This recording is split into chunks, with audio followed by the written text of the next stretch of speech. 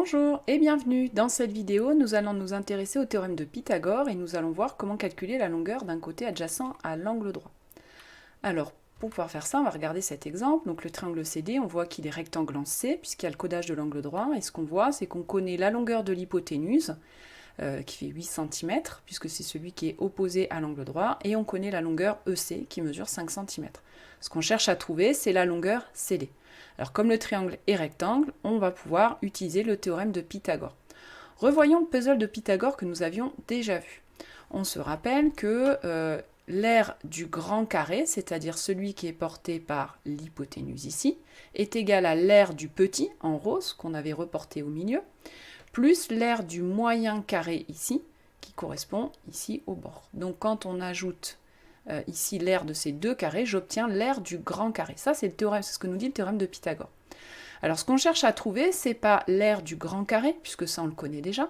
Nous, ce qu'on cherche, c'est l'aire du moyen carré, c'est-à-dire le moyen côté finalement. Donc d'abord, on va chercher l'aire du moyen carré, et après on verra comment trouver l'aire du moyen côté. Alors pour trouver l'aire du moyen carré, eh bien je vais faire l'aire du grand moins l'aire du petit. En fait, l'aire du grand, il faut que je lui enlève ce carré rose, c'est-à-dire le petit, pour qu'il ne reste plus que l'aire du moyen. Alors, si on veut rédiger ça correctement, ici, donc ça c'est la bonne idée à retenir, hein, c'est que pour obtenir l'aire du moyen carré, eh bien je fais l'aire du grand moins l'aire du petit. Et si j'avais voulu trouver l'aire du petit, je ferais l'aire du grand moins l'aire du moyen. C'est exactement la même chose, simplement il faut se rappeler que là c'est une soustraction, donc attention. Maintenant on va voir comment le rédiger correctement. Alors pour pouvoir le rédiger, je vous rappelle, on commence par faire la phrase, c'est-à-dire on justifie qu'on a bien le droit d'utiliser le théorème de Pythagore. Donc le triangle CDE est rectangle en C, on peut donc appliquer le théorème de Pythagore. Maintenant, on va écrire l'égalité avec les lettres C, D et E. Sauf qu'ici, ce qu'on cherche à calculer, c'est CD. Donc on va d'abord calculer CD au carré, c'est-à-dire l'aire du moyen carré. Pour l'instant, on commence avec ça. Donc CD au carré est égal à ED au carré moins EC au carré, c'est-à-dire l'aire du grand carré moins l'aire du petit carré. Voilà, on a écrit déjà l'égalité de Pythagore avec les lettres. Donc là, il faut bien se rappeler de ça. On fait l'aire du grand moins l'aire du petit. On fait une soustraction dans ce cas-là. Maintenant, il ne reste plus qu'à remplacer avec les valeurs et à faire le calcul. Donc quand on remplace, on a 8 au carré moins 5 au carré, vous connaissez vos carrés parfaits, 64 au moins 25 ici, et donc ce qui donne 39. Alors attention, 39, c'est pas la longueur CD, hein. Ça c'est CD au carré, c'est-à-dire l'aire du moyen carré.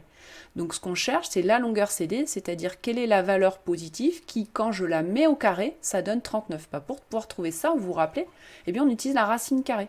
Donc la longueur CD est égale à racine carrée de 39 ici. Ça c'est la valeur exacte.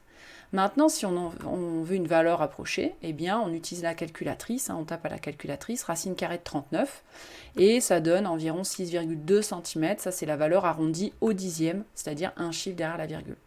Voilà, vous venez de voir comment calculer la longueur d'un des côtés adjacents à l'angle droit, que ce soit le moyen côté ou le petit côté, c'est exactement la même chose, hein, la rédaction est la même. On fait attention que c'est bien une soustraction.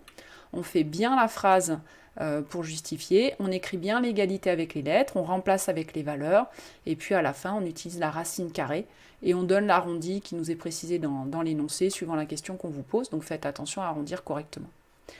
Voilà, cette vidéo est terminée, maintenant c'est à toi de jouer, il faut que tu t'entraînes pour vérifier que tu sais rédiger parfaitement ce type d'exemple. À bientôt!